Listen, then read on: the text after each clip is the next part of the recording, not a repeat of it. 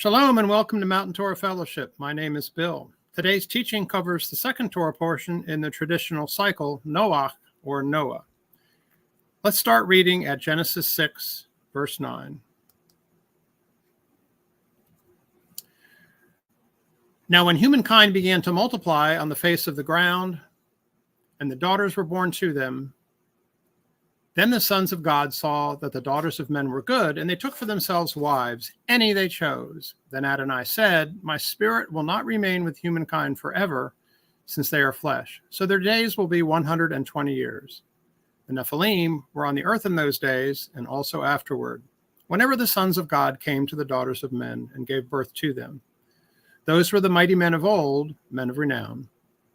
Then Adonai saw that the wickedness of humankind was great on the earth, and that every inclination of the thoughts of their heart was only evil all the time. So Adonai regretted that he had made humankind on the earth, and his heart was deeply pained. So Adonai said, I will wipe out humankind, whom I have created from the face of the earth, from humankind to livestock, crawling things, and the flying creatures of the sky, because I regret that I made them. But Noah found favor in Adonai's eyes. Please consider verse 9. Noah was a righteous man. He was blameless among his generations. So why was humankind destroyed? What does that mean in verse 12 when it says all flesh had corrupted their way upon the earth? I will address those questions and more in this teaching. The view that Yahweh was fixing to destroy humankind because everybody was sinful, as we've been told in church and by well-meaning Christians, ignores the full context. Noah was not perfect. He was a sinner like the rest of the gang. So why was humankind destroyed? To help answer that, let's keep reading. Here are the first verses of Jubilees chapter 5.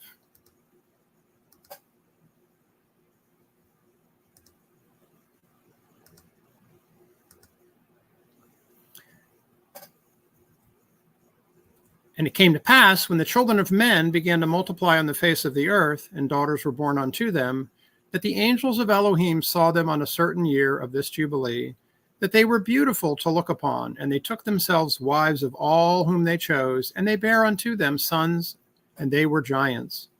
And lawlessness increased on the earth, and all flesh corrupted its way. Alike men and cattle and beasts and birds, and everything that walketh on the earth, all of them corrupted their ways and their orders. And they began to devour each other, and lawlessness increased on the earth. And every imagination of the thoughts of all men was thus evil continually. And Elohim looked upon the earth, and behold, it was corrupt, and all flesh had corrupted its orders, and all that were upon the earth had wrought all manner of evil before his eyes. And he said, I shall destroy man and all flesh upon the face of the earth, which I have created. But Noah found grace before the eyes of Yahweh. The flesh of everything that walked on the earth was corrupt. The flesh, the physical body, not the sinful soul, the body. Why? Because unhuman had bred with human, corrupting the DNA. The Nephilim, the offspring of the fallen angels, and human women were and are creatures without the breath of life from Yahweh God. They are literally zombies, the walking dead. There is no life in them.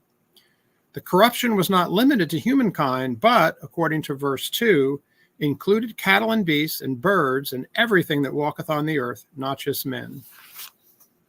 In Jubilee 7, we read this, starting at verse 21. For owing to these three things came the flood upon the earth, namely, owing to the fornication wherein the watchers against the law of their ordinances went a-whoring after the daughters of men, and took themselves wives of all which they chose, and they made the beginning of uncleanness. And they begat sons, the Nephilim, and they were all unlike. And they devoured one another, and the giants flew the Nephil, and the Nephil slew the Eljo, and the Eljo mankind, and one man another. And everyone sold himself to work iniquity, and to shed much blood, and the earth was filled with iniquity. So there you have it. Those who ignore the Nephilim are ignoring the true reason behind Yahweh's destruction of the earth and all humankind by flood. Please note carefully, Yahweh destroyed humankind, save 8. Here are the last 8 verses from the first Torah portion, Bereshit. at the beginning of Genesis 6. Now, when humankind began to multiply on the face of the ground and daughters were born to them, then the sons of God saw that the daughters of men were good, and they took for themselves wives, any they chose. Then Adonai said, my spirit will not remain with humankind forever, since they are flesh. So their days will be 120 years. The Nephilim were on the earth in those days, and also afterward, whenever the sons of God came to the daughters of men and gave birth to them. Those were the mighty men of old, men of renown. And Adonai saw that the wickedness of humankind was great on the earth, and that every inclination of the thoughts of their heart was only evil all the time. So Adonai regretted that he made humankind on the earth, and his heart was deeply pained. So Adonai said, I will wipe out humankind, whom I have created, from the face of the ground, from humankind to livestock, crawling things, and the flying creatures of the sky, because I regret that I made them. But Noah found favor in Adonai's eyes. So we know from verse 4 that some Nephilim survived the flood. Interesting. We could spend a lot of time recounting the story of the flood, from Noah's call to build it, to just what is gopher wood, to the significance of the days things happened as recorded in Genesis and Jubilees, and 1,000 other things. I'm going to make only one point, though. Yahweh protected the Noah family through the flood. He did not remove them from it. This is a pattern we will see repeated throughout the Bible. Just this one pattern of evidence is sufficient, in my mind, to dispel the idea of a pre-tribulation rapture of believers. But there is much more evidence as well. As we come to passages that are witnesses to this, I will point them out. So on to Genesis 7.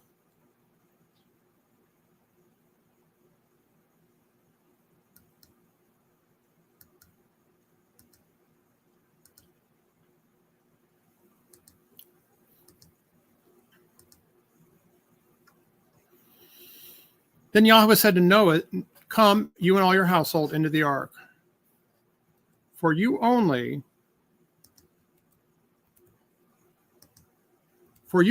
do I perceive as righteous before me in this generation. Of every clean animal you shall take with you 7 of each kind, male and female, and of the animals which themselves are not clean, 2, male and female.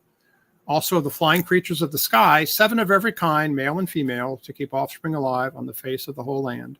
For in 7 more days I'm going to make it rain upon the land 40 days and 40 nights, and I will wipe out all existence that I made from the face of the ground. So Noah did all just as Adonai commanded him.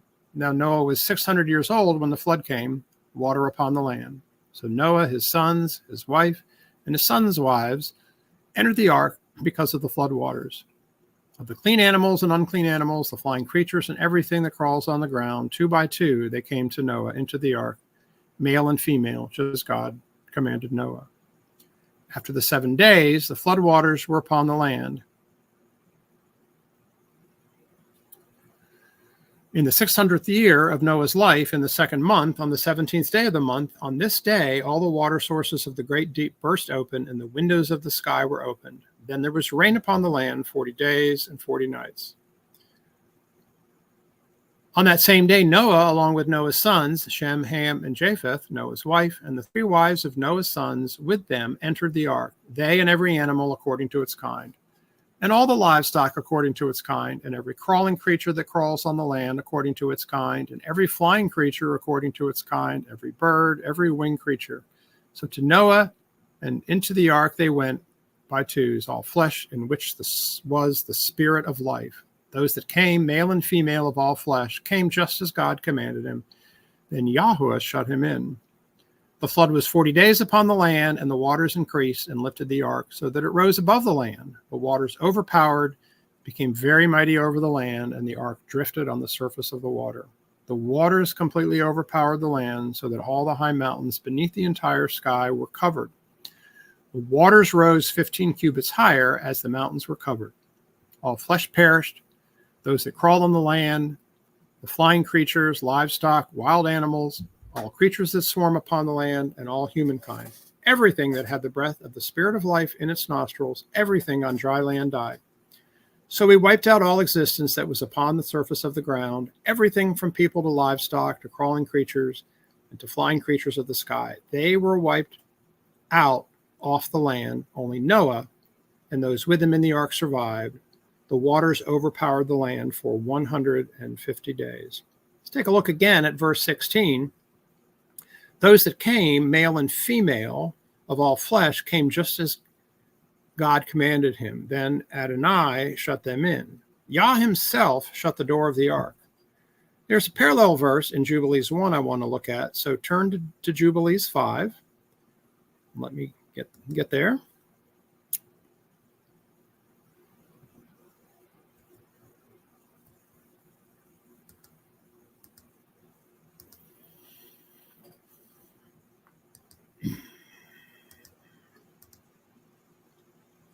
In verse 23.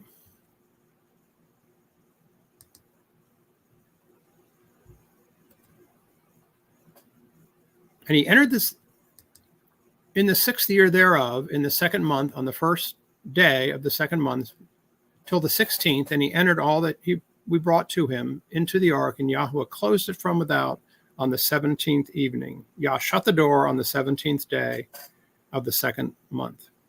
Well, let's take a look at Jubilees 3. And in the first week of the first Jubilee, Adam and his wife were in the Garden of Eden for 7 years, tilling and keeping it. And we gave him work, and we instructed him to do everything that is suitable for tillage. And after the completion of the 7 years, which he had completed there, 7 years exactly, and in the 2nd month, on the 17th day of the month, the serpent came and approached the woman. And the serpent said to the woman, Hath God commanded you, saying, Ye shall not eat of every tree of the garden? Please note, Adam and Eve were in the garden for 7 years, not 6 hours, as the Talmud claims. From the Genesis account, we get the impression, incorrectly, that they were taken from the garden shortly after creation, but they were there for 7 years. And in verse 26, we have this, and he made for them coats of skin and clothed them and sent them forth from the Garden of Eden. So on the 17th day of the 2nd month, in 2 different years, of course, Adam and Eve were sent forth from the Garden of Eden, not only because they transgressed Yah's instructions, but to protect them from eating the fruit of the tree of life, which was no longer permitted now that they had eaten from the tree of the knowledge of good and evil. And Noah and his family were closed in the ark because of the transgressions of Yah's instructions by others, and to protect the Noah family from what was about to come.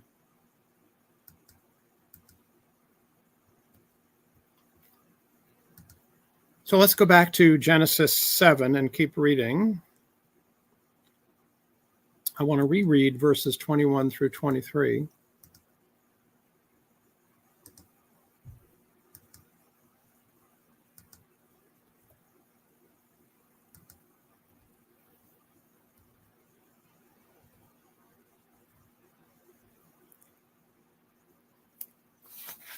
All flesh perish, those that crawl on the land, the flying creatures, livestock, wild animals, all creatures that swarm upon the land, and all humankind.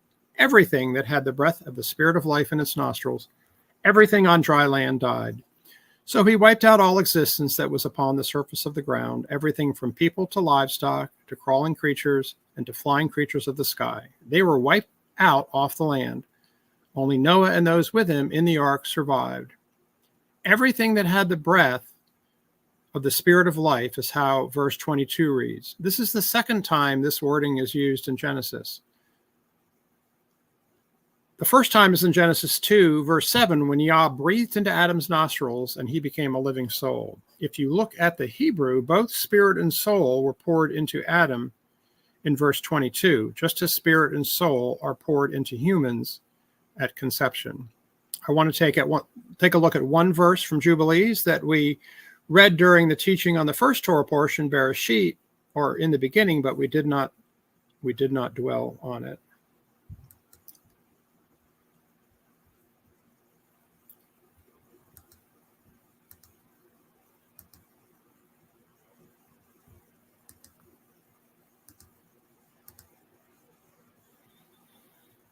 So Jubilees 2, verse 2, for on the first day he created the heavens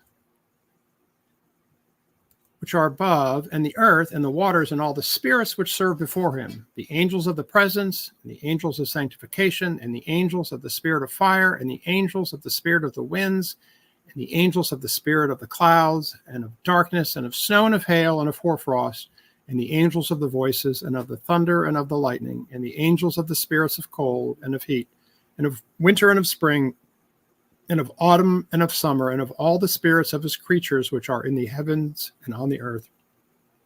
He created the abysses and the darkness, eventide and night, and the light, dawn and day, which he hath prepared in the knowledge of his heart. On the first day he created all the spirits of his creatures which are in the heavens and on the earth.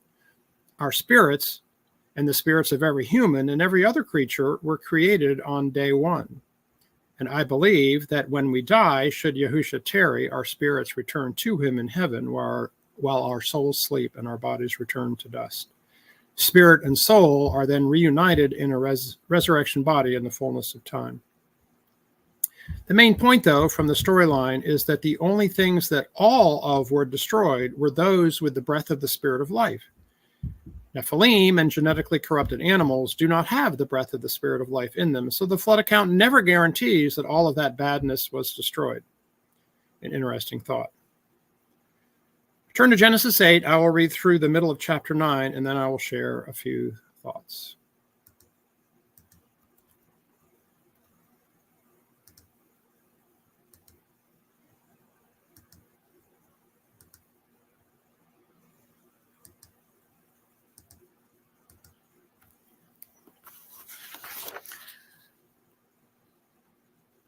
Then God remembered Noah and all the wild animals and all the livestock that were with him in the ark. So God caused a wind to pass over the land, and the water subsided.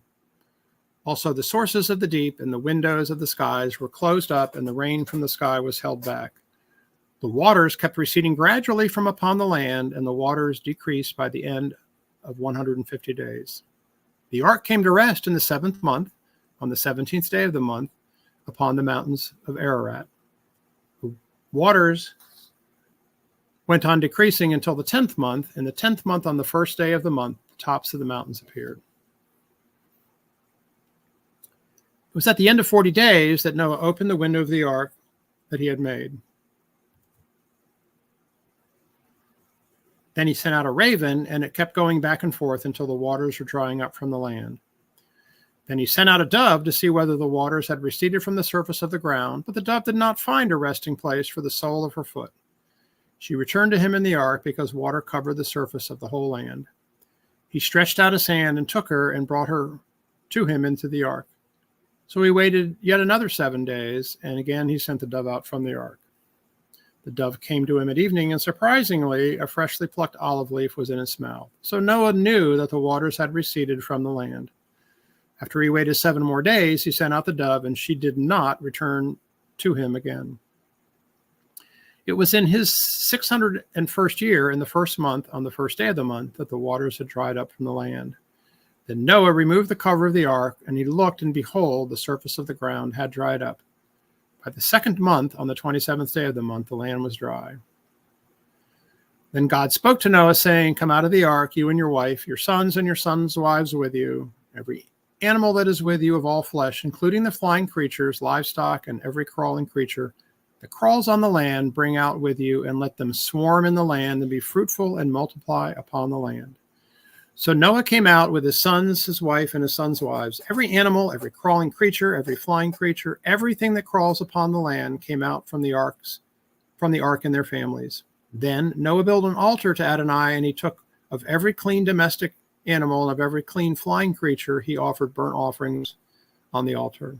When Adonai smelled the soothing aroma, Adonai said in his heart, "I will never again curse the ground on account of man, even though the inclination of the heart of humankind is evil from youth, nor will I ever again smite all living creatures as I have done.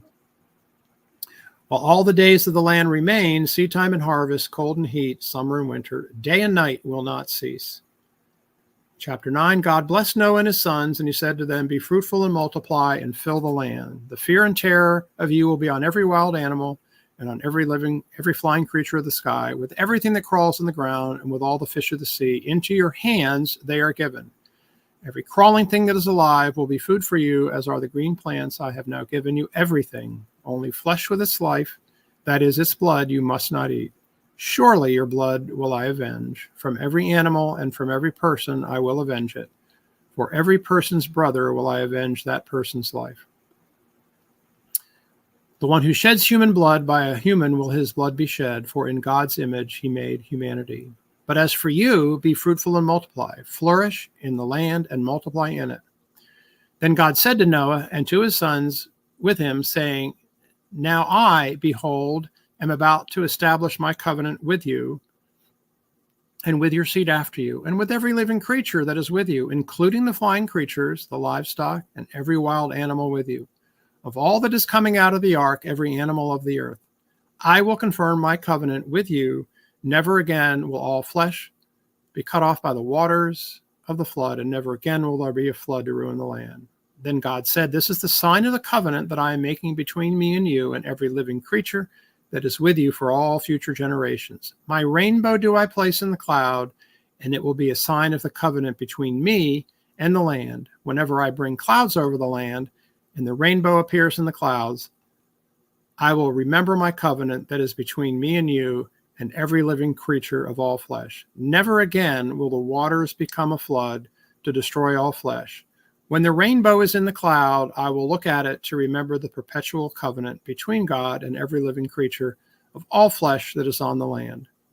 Then God said to Noah, This is the sign of the covenant that I have confirmed between me and all flesh that is on the land.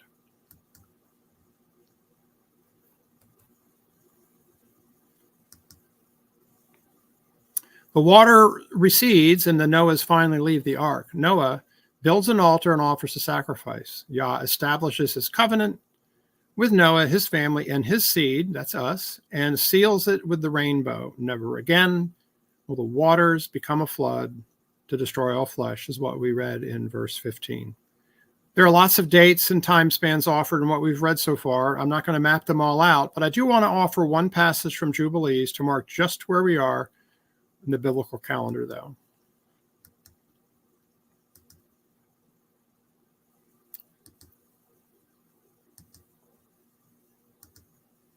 In Jubilee 6, starting at verse 15, we read, And he gave to Noah and his sons a sign that there should not again be a flood on the earth.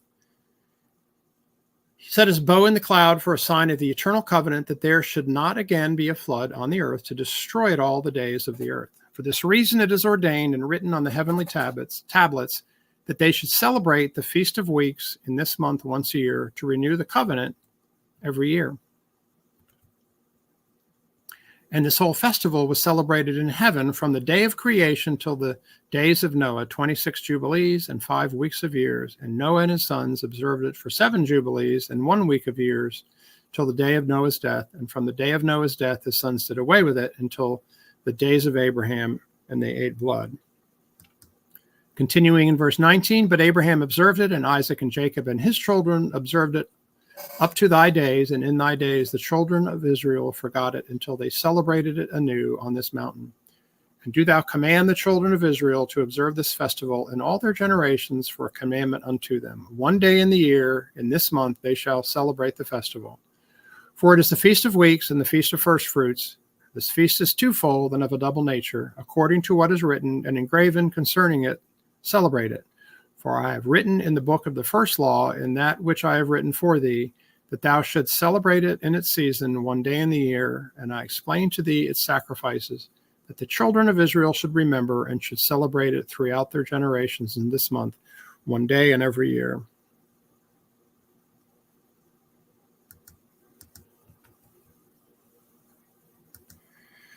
So Yah gave the rainbow as a sign of the covenant he made with Noah and his seed on Shavuot. I have shown conclusively in previous teachings that Shavuot is observed on the 15th day of the 3rd month. Verse 17 informs us that we are to celebrate this each year as a covenant renewal, and verse 18 tells us that this appointed time has been celebrated in heaven since creation. One aspect of keeping the proper calendar, I think, many miss is the fact that the heavenly host is observing these dates And we are to mirror what is going on in heaven. Wrong day, no reflection in the mirror. One major idea introduced in the first part of chapter 9 is the idea of be fruitful and multiply. This is mentioned 3 times in the opening verses of chapter 9.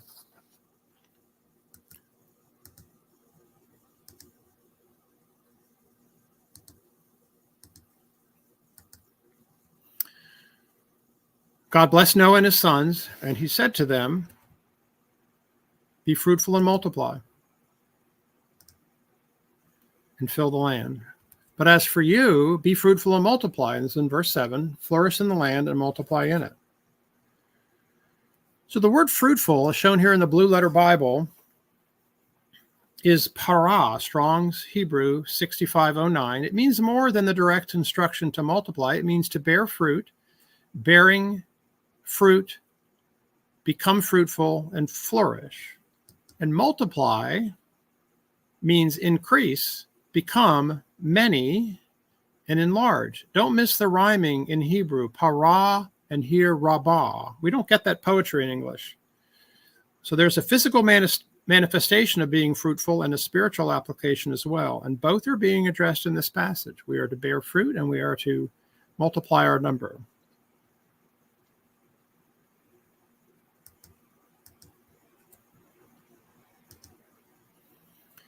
Let's finish reading chapter 9 and get back to the Bible Gateway. We'll pick up at verse 18 in chapter 9. Noah's sons who came out from the ark were Shem, Ham, and Japheth, and Ham was the father of Canaan. These 3 were Noah's sons. From these, the whole earth dispersed.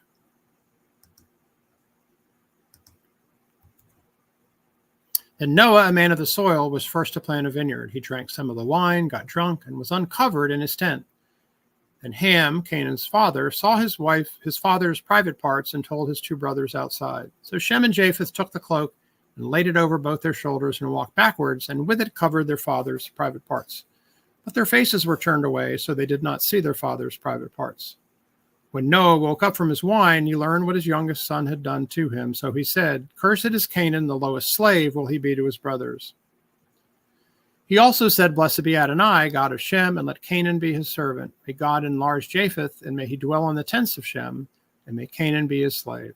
Now Noah lived 350 years after the flood, so all Noah's days were 950 years. Then he died. This is the Tree of Life version translation. What is translated in verse 22 as naked or nakedness of his father, is translated as private parts in verse 22, is translated as naked or nakedness of his father or his father's nakedness in most English translations. So what's the big deal? Noah got drunk. Ham came into his father's tent for whatever reason. Saw him uncovered, thought it was funny, went and told his brothers.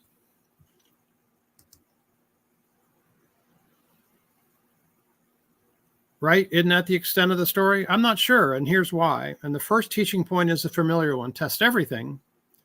Test what I'm about to share for sure. Let's zoom in on verse 22 here in chapter 9. And I'm going to share the King James Version.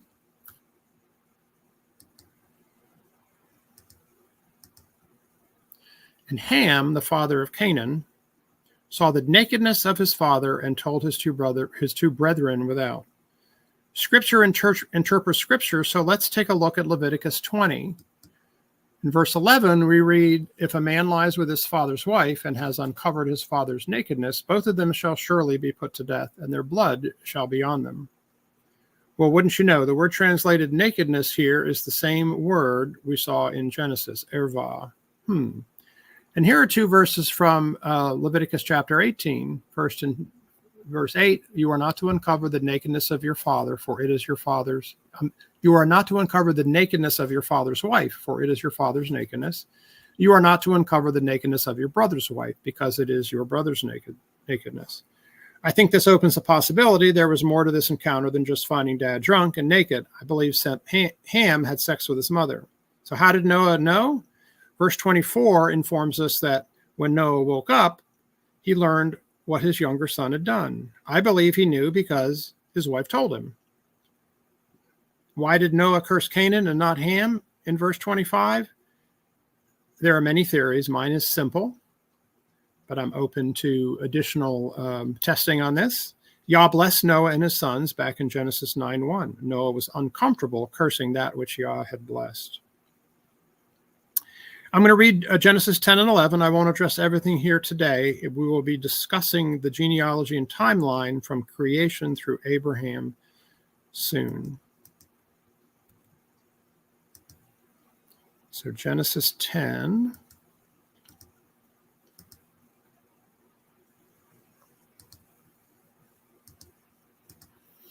And these are the genealogical records of Noah's sons, Shem, Ham, and Japheth. Sons were born to them after the flood. Japheth's sons were Gomer, Magog, Madai, Javan, Tubal, Meshech, and Tiras. Gomer's sons were Ashkenaz, Riphath, and Togarmah. Javan's sons were Elisha and Tarshish, Kittites and Dodanites, and from these the coastlands of the nations spread out in their lands, each one according to his language, according to their families, into their nations. Ham's sons were Cush, Mizraim, Put, and Canaan. Cush's sons were Seba, Havilah, Sabta, Ramah, and Sabteca, and Ramah's sons were Sheba and Dedan. Now Cush fathered Nimrod. He started to become mighty in the land. He was a mighty hunter before Adonai. This is why it is said, like Nimrod, a mighty hunter before Adonai. The beginning of his kingdom included Babel, Erech, Akkad, and Calneh in the land of Shinar. From that land, he went out to Assyria and built Nineveh, Rechovath-ir, Calah, and Resen. Between Nineveh and Calah, it is the great city. Mizraim fathered the Ludites, the Anamites, the Lehabites, the Naphtuthites, the Pathrushites, and the Cashluhites, from whom came the Philistines and the Caphtorites. Canaan fathered Sidon, his firstborn Heth, the Jebusite, the Amorite, the Girgashite, the Hivite, the Archite, the Sinite, the Arvadite, the Semirite, and the Hamathite. Afterwards, the Canaanite families were scattered. Now, the Canaanite border was from Sidon as you go toward Gerar as far as Gaza, as you go towards Sodom and Gomorrah, Admah and Zeboim as far as Lasha. These are Ham's sons according to their families, according to their languages, in their lands, in their nations. Sons were also born to Shem, who was Japheth's older brother and the father of all the sons of Eber. Shem's sons were Elam, Ashur, Arphaxad, Lud, and Aram. Aram's sons were Uz, Hol, Gether, and Mash. Arphaxad fathered Selah, and Selah fathered Eber. 2 sons were born to Eber. The name of the first was Peleg, because in his day the land was divided, and his brother's name was Joktan. Joktan fathered Elmodad, Shelef, Hazar-Maveth, Jerah, Hadoram, Uzal, Diklah, Obal, Abimael, Sheba, Ophir, Havilah, and Jobab. All of these are Joktan's sons. Their dwelling place was from Misha till you come toward Sephar, the eastern hill country. These are Shem's sons, according to their families, according to their languages, in their lands, according to their nations. These are the families of the sons of Noah, according to their genealogies and their nations, and from these the nations were dispersed on the earth after the flood.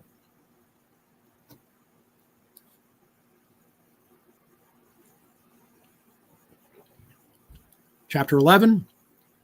Now the entire earth had the same language with the same vocabulary. When they traveled eastward, they found a valley plain in the land of Shinar and settled there. They said to one another, "Come, let's make bricks and bake them until they're hard." So they used bricks for stone and tar for mortar.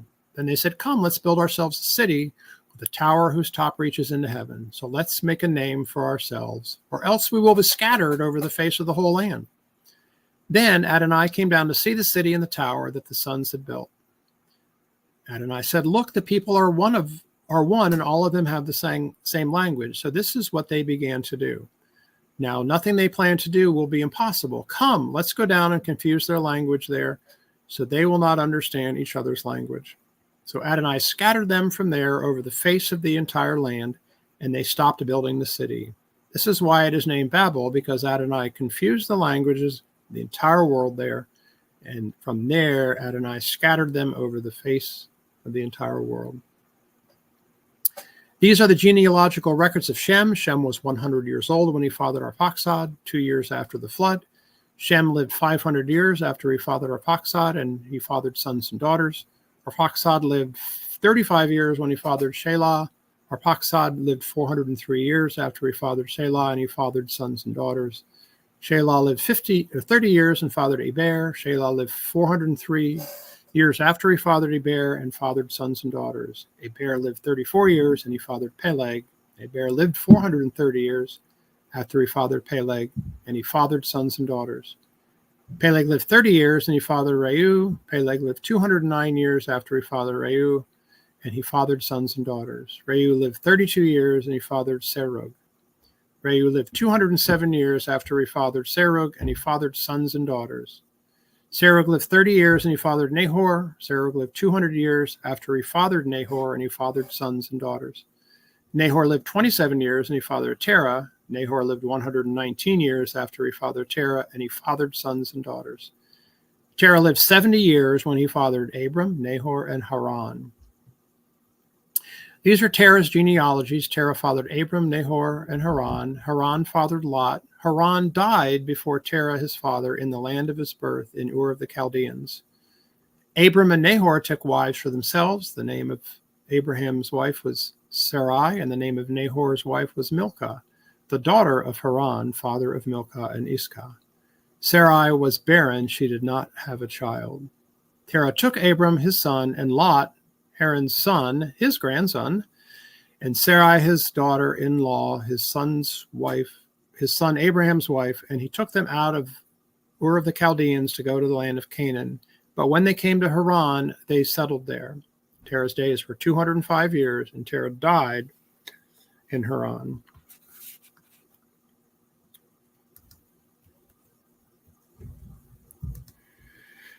I want to take a look at the genealogy laid out in Genesis 11, Jubilees 8, and Luke 3. Again, test everything. I move quickly, so you may need to listen to this again with references laid out on the table.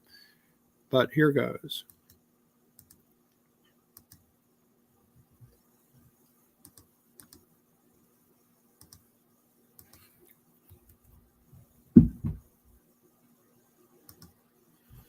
Genesis 11 provides the genealogy of Shem through Abram. Here is the progression starting in verse 10 and running through verse 26. This is the King James Version. Shem begat Arphaxad, Arphaxad begat Salah, and there's a question mark there, which I'll explain.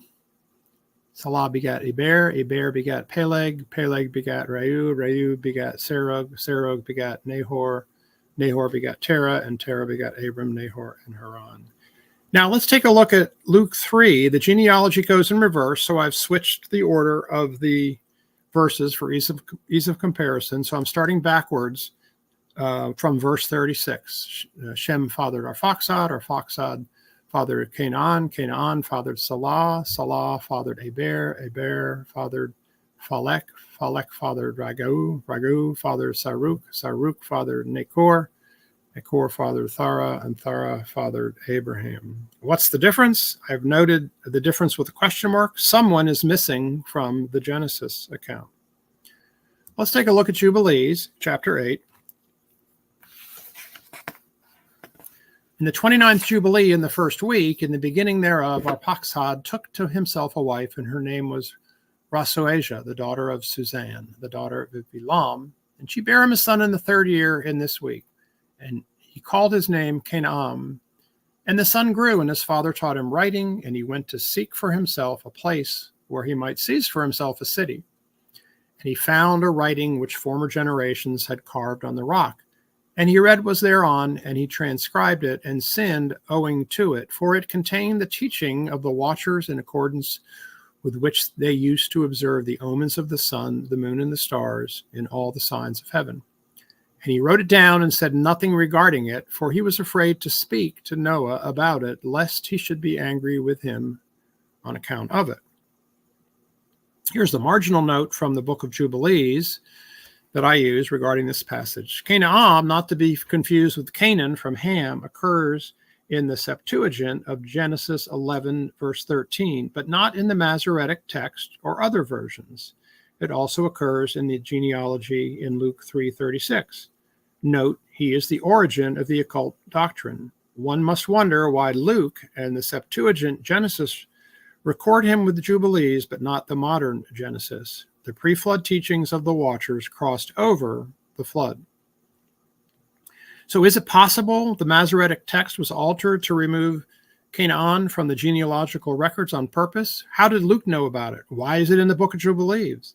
There is plenty of room for speculation, but my opinion is this was a conscious effort to suppress the knowledge of the Watchers and their teachings, which survived the flood and remain today. To this day, well-respected Bible teachers dismiss the Nephilim and the Watchers as nothing to see here. Please let that be a warning to you of someone who chooses not to teach the whole word of truth. And turn with me to Matthew 24. Matthew 24. I'm going to start reading at verse 32.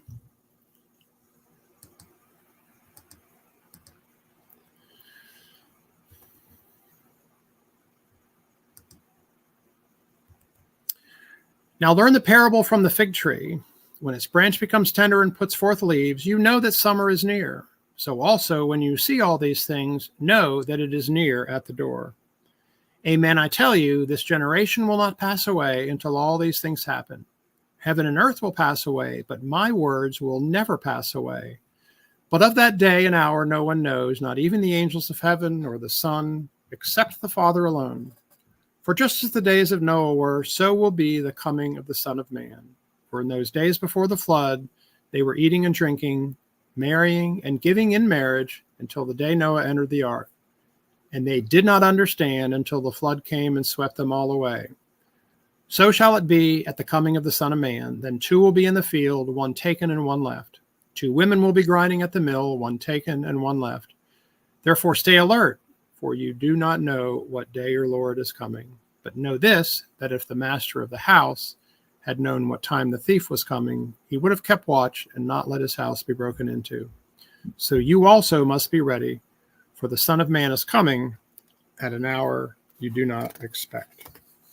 Verse 34, which generation? The generation Yahuwah is speaking to, or the generation in verse 33 who see all the things he's about to list? It's clearly the generation in verse 33 who are seeing all the things he's about to list. How was it in the days of Noah? How is it now? Are we, humankind in general, that is, not those to whom I'm speaking, content with corrupting our DNA?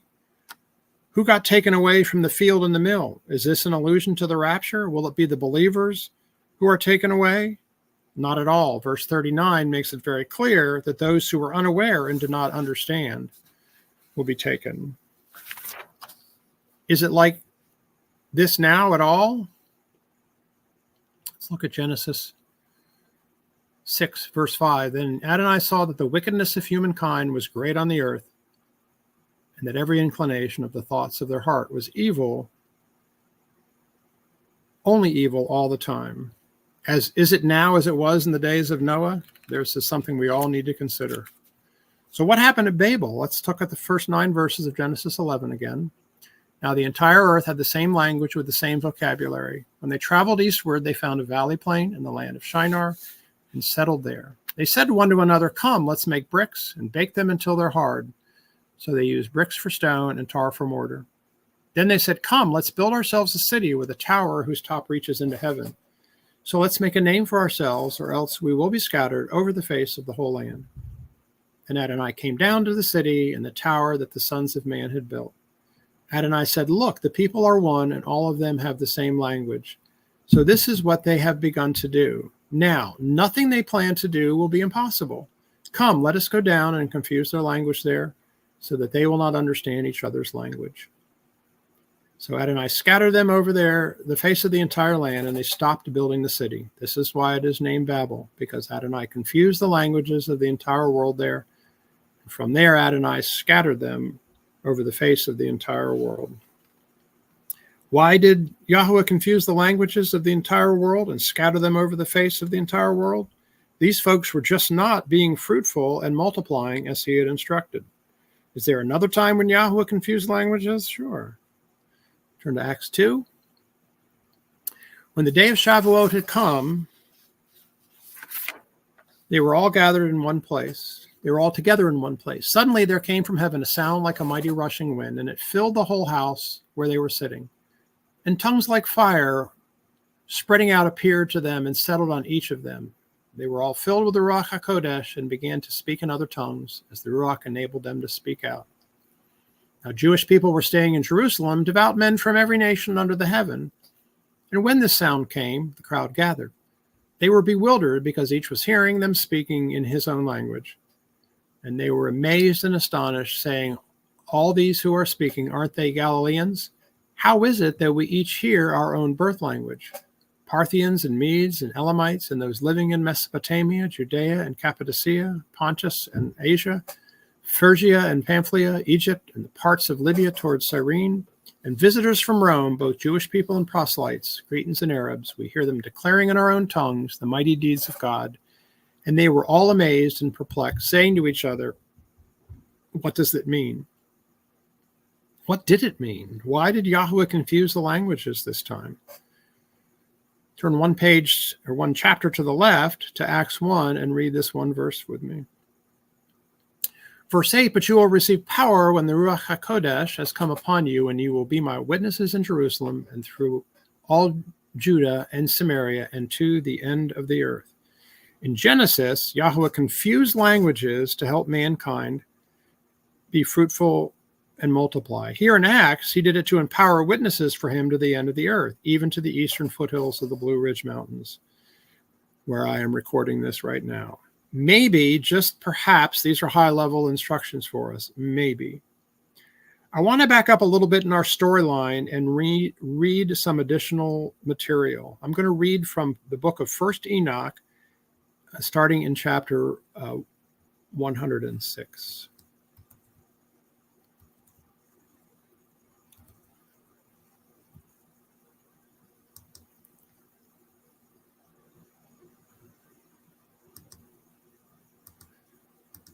Give me just a second here. So, Book of Enoch, I'm going to read chapters 106 and 107.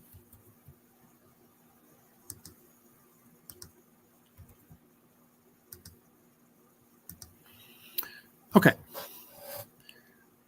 After some days, my son Methuselah took a wife, and this is Enoch writing, for his son Lamech, and became pregnant by him and bore a son. And his body was white as snow and red as the blooming of a rose. And the hair of his head and his long locks were white as wool, and his eyes beautiful. And when he opened his eyes, he lighted up the whole house like the sun, and the whole house was very bright. And thereupon he arose in the hands of the midwife, opened his mouth, and conversed with Yahweh of righteousness. And his father Lamech was afraid of him, and fled, and came to his father Methuselah. And he said unto him, I have begotten a strange son, diverse from and unlike man, and resembling the sons of the Elohim of heaven. And his nature is different, and he is not like us. And his eyes are as the rays of the sun, and his countenance is glorious. And it seems to me that he is not sprung from me, but from the angels. And I fear that in his days a wonder may be wrought on the earth. And now, my father, I am here to petition thee and implore thee that thou mayst go to Enoch our father and learn from him the truth, for his dwelling place is among the angels. And when Methuselah heard the words of his son, he came to me, again this is Enoch, to the ends of the earth, and for he had heard that I was there, and he cried aloud, and I heard his voice, and I came to him. And I said unto him, Behold, here am I, my son, wherefore hast thou come to me? And he answered and said, Because of a great cause of anxiety have I come to thee, and because of a disturbing vision have I approached. And now, my father, hear me. Unto Lamech my son there hath been born a son, the like of who there is none, and his nature is not like man's nature. And the color of his body is whiter than snow, and redder than the bloom of a rose. And the hair of his head is whiter than white wool, and his eyes are like the rays of the sun. And he opened his eyes, and thereupon lighted up the whole house. And he arose in the hands of the midwife, and he opened his mouth and blessed Yahweh of heaven. And his father Lamech became afraid and fled to me. He did not believe that he was sprung from him, but that he was in the likeness of the angels of heaven. And behold, I have come to thee, that thou mayst make known to me the truth. And I, Enoch, answered and said unto him, Yahweh will do a new thing on the earth, and this I have already seen in a vision. And make known to thee that in the generation of my father Jared, some of the angels of heaven transgressed the word of Yahweh. And behold, they commit sins and transgress the law, and have united themselves with women, and commit sin with them, and have married some of them, and have begot children by them. And they shall produce on the earth giants, not according to the spirit, but according to the flesh. And there shall be a great punishment on the earth, and the earth shall be cleansed from all impurity. Yea, there shall come a great destruction over the whole earth, and there shall be a deluge and a great destruction for 1 year. And this son who has been born unto you shall be left on the earth, and his 3 children shall be saved with him. When all mankind that are on the earth shall die, he and his sons shall be saved.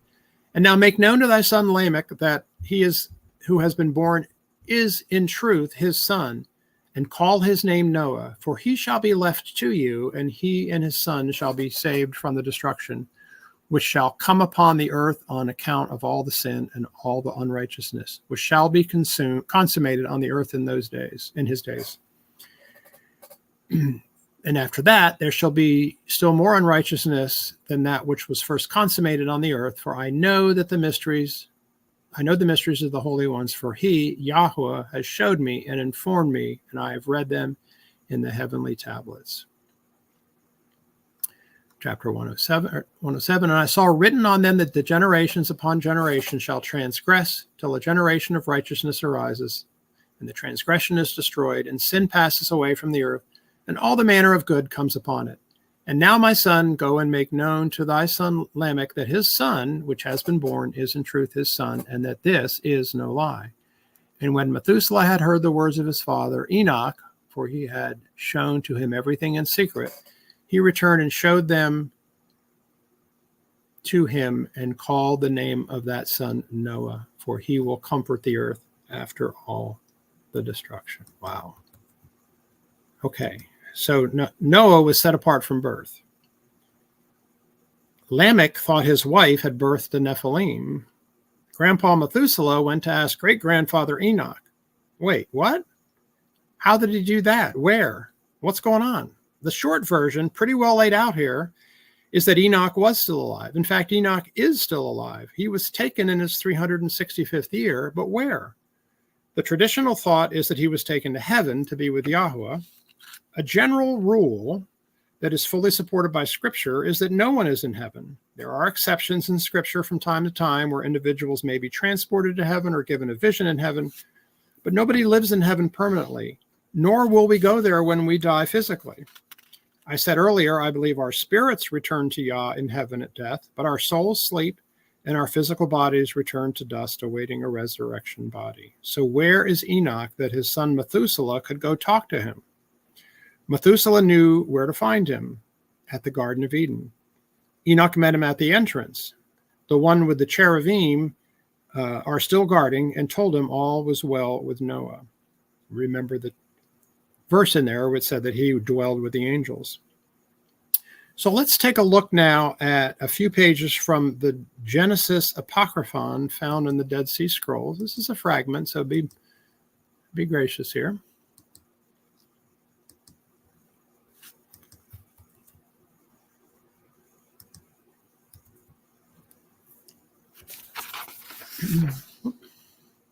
Sorry.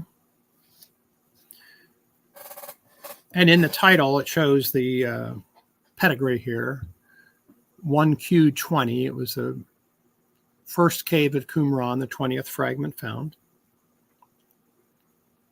Behold, I thought that within my heart that conception was due to the watchers and the holy ones and to the giants, and my heart was troubled within me because of the child.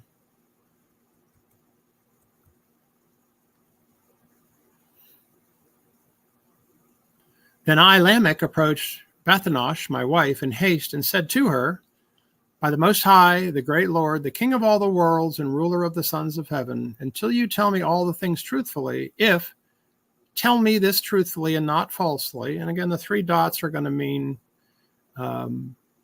there's missing information. It's a fragment, after all. By the King of all the worlds, until you tell me truthfully and not falsely. And Bathanosh, my wife, spoke to me with much heat and said, O my brother, O my Lord, remember my pleasure, the lying together and my soul within its body. And I tell you all things truthfully. My heart was then greatly troubled within me, and when Bathanosh, my wife, saw that my countenance had changed, then she mastered her anger and spoke to me, saying, O my Lord, O my brother, remember my pleasure. I swear to you by the Holy Great One, the King of the heavens, that this seed is yours and that this conception is from you. This fruit was planted by you and by no stranger or watcher or son of heaven. Why is your countenance thus changed and dismayed, and why is your spirit so distressed? I speak to you truthfully.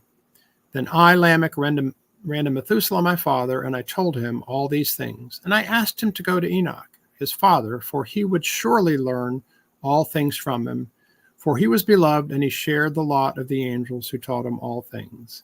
And when Methuselah heard my words, he went to Enoch, his father, to learn all things truthfully from him, his will.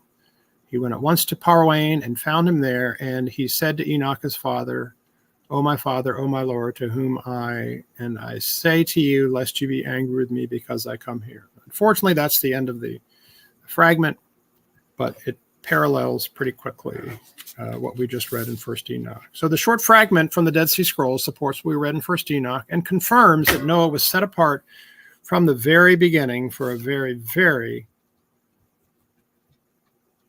special mission. Let me close with some final thoughts.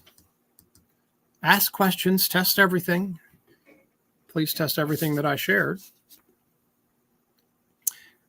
Remember, you are here, why you are here, or spend some time figuring out why. Maybe your birth wasn't as dramatic as Noah's was, but we are all created by the Most High on purpose for a specific reason. And we are to know the season for our Messiah's return, though not the day or the hour. And remember that those who forget history are doomed to repeat it. In Noah's day, everybody was carrying on about their life normally, and then all of a sudden they were swept away by the flood.